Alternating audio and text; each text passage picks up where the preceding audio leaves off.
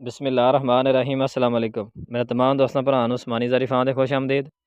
अज असीं तुहाडे नाल गल करांगे कि तरबूज की खेती के हवाले नाल दरियाए रावी ते तरबूज की काश्त किद्दां कीती जांदी है और किस तरह मुनाफा कमा रहे हैं।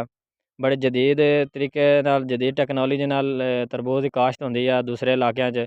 ਜਿਹੜੇ दरियाई इलाके आ उत्थे तुहानूं असीं ना दसदे आं तरबूज की ना खेती किद्दां कीती जांदी है। ना कोई पानी का खर्चा वा, ना कोई थले मिल्चिंग छापर काले का खर्चा वा, ना थले DAP का खर्चा वा। ਅਸੀਂ ਤੁਹਾਨੂੰ ਚੰਦ ਉਹਨਾਂ ਨੇ ਅਸੀਂ ਕੱਲ੍ਹ ਵਿਜ਼ਿਟ ਕੀਤਾ, ਸਾਨੂੰ ਕੱਲ੍ਹ ਇਤਵਾਰ ਛੁੱਟੀ ਸੀ ਸੀਗਾ ਬਾਹਰ ਦਰਿਆਈ ਇਲਾਕਾ ਤਰਬੂਜ ਦਾ ਵਿਜ਼ਿਟ ਕਰੀਏ। ਜਿਹੜਾ ਤਰਬੂਜ ਦਰਿਆ ਦਾ ਹੈਗਾ ਨਾ, ਇੱਕ ਤਾਂ ਖਾਣ ਦੇ ਹਵਾਲੇ ਨਾਲ ਹੀ ਬਹੁਤ ਜ਼ਿਆਦਾ ਮਿਠਾਸ ਸੀ ਜਾਂ ਜ਼ਾਇਕੇ ਨਾਲ ਹਵਾਲੇ ਨਾਲ ਹੀ ਬਹੁਤ ਅੱਛਾ ਵਾ।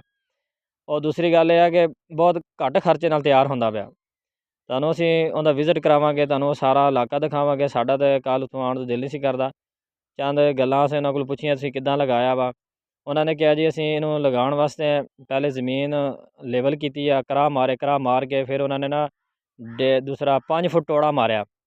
5 ਫੁੱਟ ਟੋੜਾ ਮਾਰ ਕੇ 2 ਬੋਰੀਆਂ ਗਵਾਰੇ ਦੀਆਂ ਉਹਨਾਂ ਨੇ ਲਈਆਂ ਵਾ। 2 ਬੋਰੀਆਂ ਯਾਨੀ ਕਿ ਇੱਕ ਜਿਹੜਾ ਨਾ ਕੱਪ ਚਾਹ ਦਾ ਜਿਹੜਾ ਹੁੰਦਾ ਉਹਨਾਂ ਨੇ ਉਹ ਟੋੜੇ ਦੇ ਵਿੱਚ ਪਾ ਦਿੱਤਾ।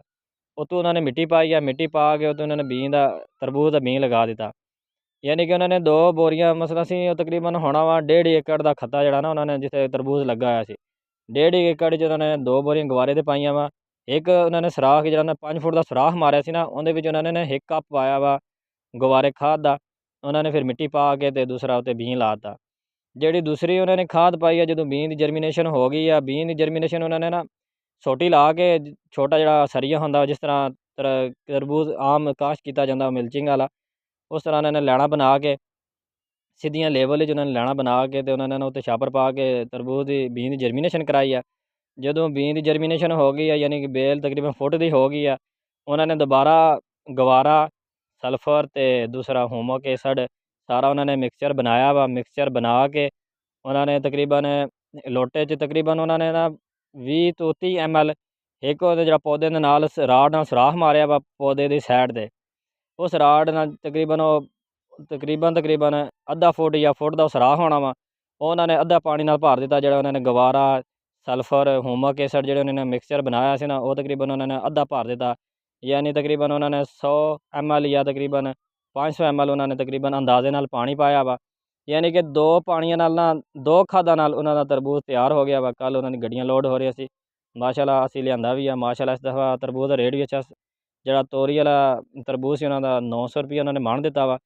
ਬਹੁਤ ਅੱਛਾ ਤਰਬੂਜ ਪਿਆ ਸੀ। ਬਸ ਇਹੀ ਵੀਡੀਓ ਬਣਾਉਣ ਦਾ ਮਕਸਦ ਸੀ, ਅਸੀਂ ਇੰਨੀ ਜਦੀਦ ਤਰੀਕੇ ਨਾਲ ਇੰਨੇ ਖਰਚੇ ਕਰਕੇ ਬਣਾਉਂਦੇ ਹਾਂ, ਦੂਸਰਾ ਤਿਆਰ ਕਰਦੇ ਹਾਂ ਫਸਲ, ਨਾ ਤਾਂ ਕੋਈ ਰੇਟ ਮਿਲਦੇ ਆ, ਤੋਂ ਬਿਮਾਰੀਆਂ, ਉਹ ਬਿਮਾਰੀ ਤੋਂ ਹੀ ਪਾਕ ਔਰ ਜ਼ਾਇਕੇ ਦੇ ਹਵਾਲੇ ਨਾਲ ਵੀ ਬਹੁਤ ਅੱਛਾ ਸੀ। ਇਹ ਹੈਗਾ ਜੀ ਦਰਿਆਈ ਇਲਾਕੇ ਦਾ ਤਰਬੂਜ ਜਿੱਥੇ ਕਾਸ਼ਤ ਕੀਤਾ ਜਾਂਦਾ ਵਾ। ਉਹ ਤਰੀਕਾ ਸੀ, ਉਹ ਉਹਨਾਂ ਨੇ ਤੁਹਾਨੂੰ ਅਸੀਂ ਉਹ ਬੋਰਿੰਗ ਵੀ ਦਿਖਾਵਾਂਗੇ ਜਿਹੜਾ ਨੇ ਨਾ ਜਿਸ ਤਰੀਕੇ ਨਾਲ ਸੁਰਾਖ ਮਾਰਿਆ।